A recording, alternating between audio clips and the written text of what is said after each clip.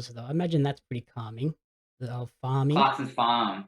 Yeah, so that's been a good one. So that's Amazon Prime. I just actually know what it was Pedestrian TV. I was scrolling through, and they came out with an article that showed that Jeremy Clarkson and Caleb Cooper is the farmhand that he works with. They actually won a pretty prestigious British Farming Award for doing Oh, this wow. show.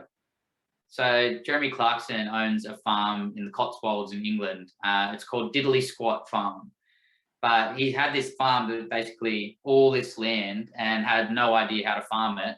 And somewhere along the line, Amazon has said to him, "Okay, well, you're going to farm it. Let's watch you do it," and giving him a budget for a TV show. And it's almost like watching a long or a few long episodes of Top Gear, but doing farming. Just the way Clarkson does things. I mean, he's one of those people. I think people either find him funny or hate him. Yep.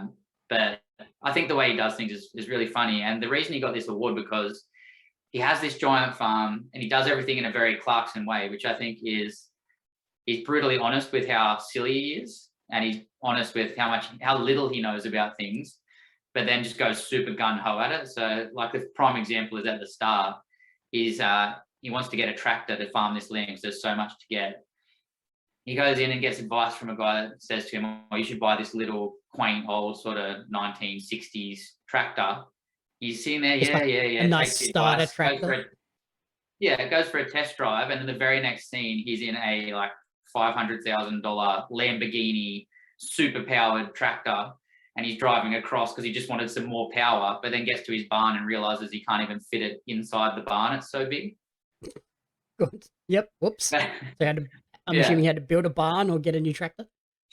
Yeah, I think he just changed the roof height, but he got in there. But he gets assistance from the guy that used to be the farmhand out there to show him how to do things, Caleb, who actually I think kind of steals the show. He reminds me a lot of Carl Pilkington out of like Idiot Abroad, Yep.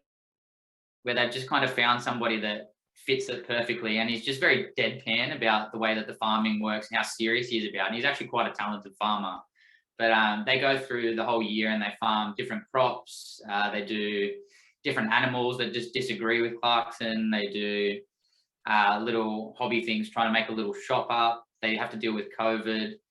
And it was just a really funny, insightful piece into farming and how hard it is and how difficult it can be for them with things going wrong, and how much that can impact them, their families, and their careers. It's just I don't know. We grew up down near a lot of farms, and to be honest with you, I never really paid too much attention to other than hey, there's some cows in that field.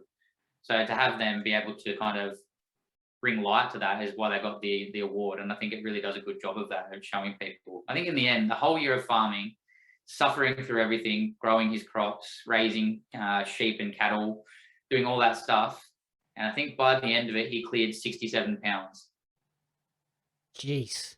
That's and he went through hell. that's not a great outcome there. No, so I think it really shows Probably didn't you help that he bought how his much we need the Lamborghini farmers. tractor. It didn't, no, but I'm sure Amazon would have chipped in for a bunch of it just to watch him be Yeah. a goose going around in it.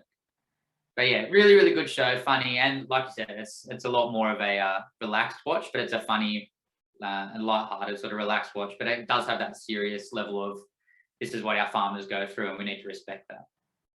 Yeah, I think a lot of people don't realize how tough like farm life is. It's people kind of just look at them like, oh, yeah, you herd the cows up when you're ready to sell them, or the hardest part of like crop farming is the actual seeding of it, and then at the end you just pick it out when it's done. But there's a lot of Yeah, and work I that mean, goes in between. he even shows you like you think sometimes with him it's kind of scripted, maybe, or maybe he's just kind of doing it for the cameras. And there's a scene where he has to go and get rid of some of the sheep that he has, so he goes and takes them to the abattoir. Um, and he's really reluctant to do it, and he's kind of watching them have their last meal and takes them in there. And as he goes to sign the paperwork, he goes, "Oh, can I please just go out and say goodbye to my sheep?" And the abattoir worker looks at him and goes, "We've already got them." He's like, "What? We've already processed them." And he actually goes back out and cries. So, I mean, I don't think it's that scripted. And it shows you, like, I don't know, I would get attached to him as well. I don't think I could do it. But yeah, he's really funny, really genuine. Yeah, it was a good show. I wouldn't expect to enjoy something about farming, but I did. Yeah, I think a lot of farmers would have to, yeah, immediately detach. You can't get any sort of attachment to the animals because you know at Yeah, some point they have to go, unless they're like but I mean, milk he dairy cattle.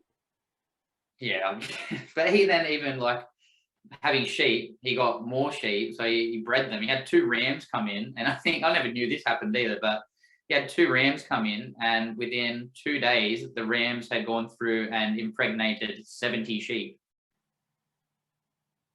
Yeah, and I think one of them did like 50 compared to the others 20.